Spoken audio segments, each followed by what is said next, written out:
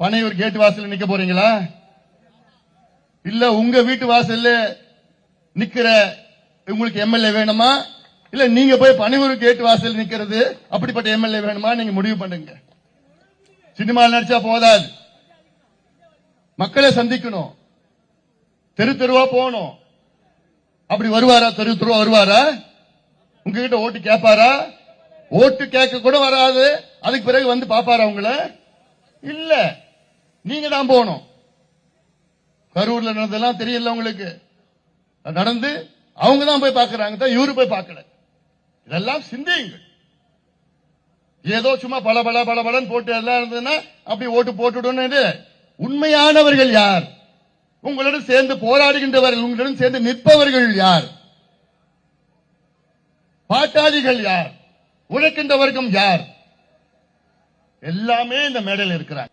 நெத்தியில வேர்வை வருகின்ற வேட்பாளர்கள் நின்று இருக்காங்க. குறிப்பா இளைஞர்கள் புரிந்து கொள்ள வேண்டும்.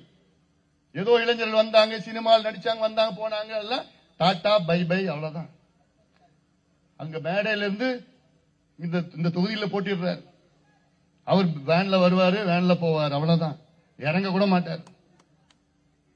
சிந்தித்து பாருங்க, அப்படிப்பட்ட வேட்பாளர் வேணுமா?